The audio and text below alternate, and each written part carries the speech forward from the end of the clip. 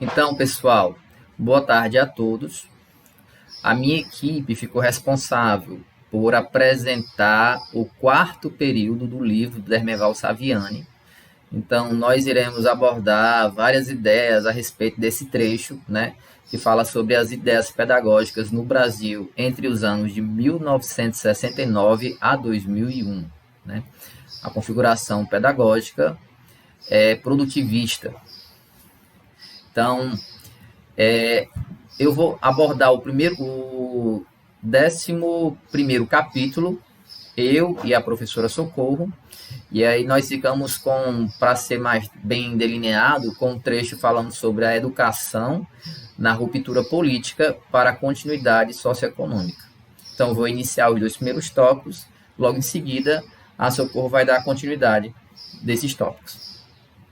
Então, capítulo 11, a educação na ruptura política para a continuidade socioeconômica. Primeiro, nós iremos ver uma noção, né, de como é que estava naquele momento a questão do fator Estado, regime político, a questão do desenvolvimento econômico, né, que tudo isso daí, nos 2 primeiros tópicos, o Saviani, ele vem abordando, né, dando muita ênfase, né, muito denso, né, então ele vem ali abordando, vem costurando essas informações, e aí é importante ver, primeiramente, como ele colocou lá, tipo pela uma ordem cronológica, ele vem falar logo sobre o desenvolvimento do Brasil naquela época, né? Então ele vem abordar logo pós 1930. E aí o nosso conjunto estrutural daquele momento era um momento de, digamos assim, de grave crise econômica, né, que meio que foi puxado pela queda da Bolsa de Valores. Então, nesse momento, o Brasil vinha em uma queda, né, no fracasso do mercado do café, aquela política café com leite que a gente já ouviu falar. E aí, assim, o ponto negativo disso é que essas exportações que estavam fracassando, elas financiavam as nossas importações de alguns insumos, né? E aí nós estávamos com muito problema nessa questão das importações. Houve até uma mudança política aí, né, da troca das importações. E assim, só para configurar melhor esse cenário geral, nós vamos ter que o Brasil estava integrado, né, em um sistema mundial produtor de mercadorias, mas ainda em uma posição não confortável, para não dizer talvez uma das piores posições. Okay? Vamos falar um pouco sobre a noção de Estado e regime político pós-1930. Assim, qual era o Estado, assim, como foi essas ramificações do Estado, né? Porque naquele momento o Estado implantado no Brasil era do tipo capitalista e intervencionista, mas aí houve várias ramificações. Então vamos começar aqui pela era Vargas, certo? E aí, assim, nós vamos ter assim um termo bem comum que é o nacionalismo autoritário. E o que foi esse nacionalismo autoritário? A gente vai conseguir entender melhor ele sobre essas duas frases, né? Ninguém segura este país. Eu estou sendo algo muito, né, bem dramático, bem nacionalista. Mas tinha frases bem ditadoras, né? Brasil, ame-o ou deixe-o, bem positivas, né? Então, após essa era Vargas, a gente teve saiu do nacionalismo e foi para o internacionalismo liberal, né? Então, a gente já não estava mais preocupado com o mercado, com os produtores internos. E aí foi na época após a era Vargas, né? Começou aí mais ou menos em 1946. Então, foi na era Dutra, né? Do Eurico Dutra, né? Então, assim, o que é que a gente tem que ressaltou nesse momento, né?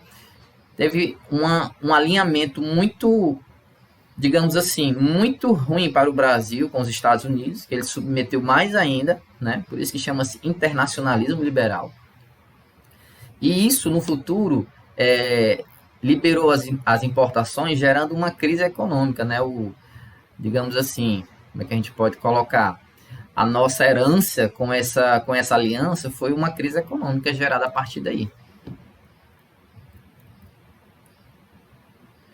Depois, né, essa noção de Estado, ela muda do internacionalismo volta de novo para o nacionalismo liberal, né?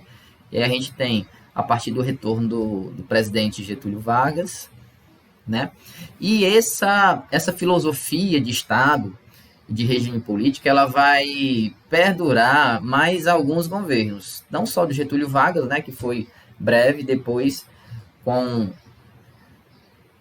vai assumir o presidente Café Filho, e também o presidente Juscelino Kubitschek, né? Todos esses presidentes, né, praticamente os dois primeiros é um só, né? Porque aí foi o presidente Café Filho, ele assume após Getúlio Vargas, né?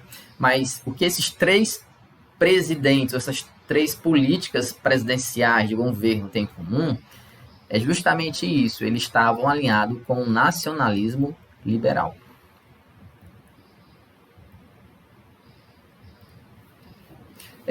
Também o governo João Goulart, né, estava alinhado com essa noção do nacionalismo liberal. Mas aqui a gente vai focar numa coisa importante que vai ser de muito, digamos assim, vai ser muito bom para a gente entender uma questão que vai aparecer agora. Então, no governo de João Goulart, as coisas meio que começaram a ficar acirradas, né? O jogo político. E aí a gente tem no panorama dois grandes partidos, né? Ou talvez os únicos partidos daquela época, que era o PTB, que era como se fosse um partido de esquerda, e o UDN, né? Que é a União Democrática Nacional. Sobre o UDN vai surgir uma figura muito importante, que é o Major Goldberry, certo? Esse Major Goldberry é quem vai, digamos assim, desenvolver uma filosofia pedagógica, certo? Atrelada à educação militar, né? E que de certa forma ajudou a culminar na essência do capítulo, que é a ruptura política, né? Ou seja, a Revolução de 64, mas como nós costumamos chamar de forma mais justa, golpe de 64, tá bom? E assim, o Major Goldberry, ele pregava simplesmente que o projeto desses governos aí, né, que a gente já falou, desde do Getúlio Vargas até o Jango, né, ele mascarava o apoio aos ideais do ameaçador bloco comunista, né? E isso aí vai ser uma grande pólvora, né? Que ele vai ajudar para a gente chegar nessa ruptura política. E aí, para fechar, né? A gente falou aí até aquele ano lá, né? Até o ano de 64, e de 64 para frente, quando os militares assumiriam o poder, nós vamos ter um regime de Estado político muito autoritário, né? E dado do tipo internacionalismo liberal, né, em que vai privilegiar muito a questão dos Estados Unidos, a parte econômica a gente vai estar muito favorecido para ele, né, e aí, como nós já sabemos, certo?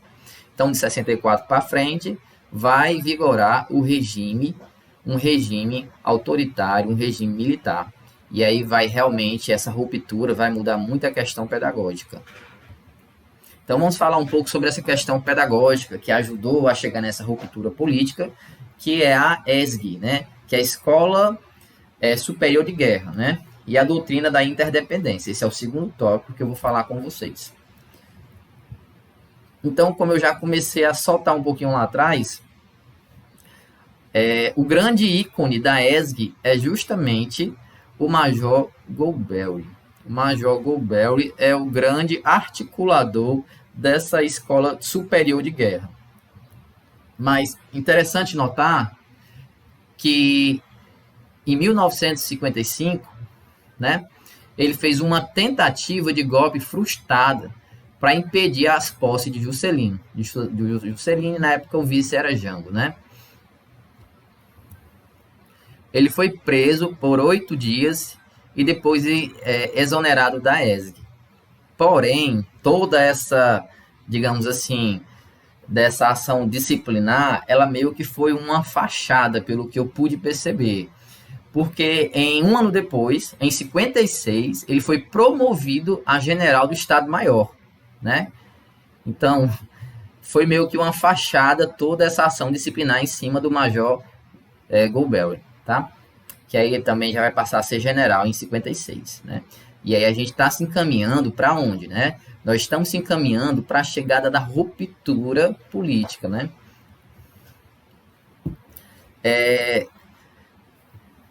Ele dedicou-se então, quando ele chegou lá naquela função de general, ele dedicou-se então às ações de doutrinação e propagandas visando desestabilizar o governo Jango e movimentos populares. Então, ele foi colocado lá, né, como a gente fala, né, foi cobra criada. Ele foi colocado lá, naquela posição, para fomentar realmente a questão do golpe de 64. Ao longo do tempo, a escola superior seria um grande reduto de doutrinação das classes militares da nação. Vamos falar sobre o segundo tópico desse capítulo, né? Aliás, uma continuação do segundo tópico, que é a doutrina da interdependência, né? Vamos entender um pouquinho. Havia um general, Juraci Magalhães, que ele era embaixador do Brasil, nos Estados Unidos, e pronuncia duas frases de grande repercussão. Digamos assim, que não foi tão negativa, e a outra bem negativa. Então, a primeira foi: não existe mais interdependência. Não existe mais independência. O que existe é interdependência. Essa frase aí, de certa forma, ela tem uma repercussão normal. Então, até aí as coisas são previsíveis, né? Pelo fato de que, num sistema globalizado, como o mundo se tornou, todo país, toda nação depende um pouco uma das outras. Então, nós não somos, enquanto nação, independentes, né? Mas interdependentes. Se a gente depende um pouco, os outros estão, né? Vai precisar também um pouco da gente. Agora, essa segunda frase, ela foi uma frase que ela mostrou muito a questão de para onde é que nós estávamos nos encaminhando, né? Sem saber em que buraco nós estávamos entrando. O que é bom para os Estados Unidos é bom para o Brasil. Deu ideia de... Essa daqui foi digamos assim, uma frase bem bombástica, né? Porque ela deu ideia realmente de subserviência e entreguismo, né? Então, aquele PTB, eu vejo que ele era uma espécie de partido de esquerda, né? Ele já estava, digamos assim, eles tinham noção muito claramente, não a população no geral, mas que meio que é manipulada, mas aquele partido ele lutava, né? Que acredito que é o mesmo partido de Brizola, e eles já lutavam já contra isso, né?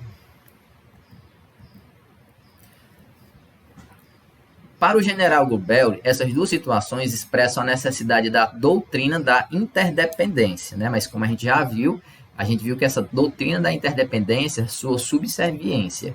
E aí a gente vai ver o seguinte, assim, mais ou menos o Major Goldberry, ele conseguiu ali formular ideias para meio que justificar, certo?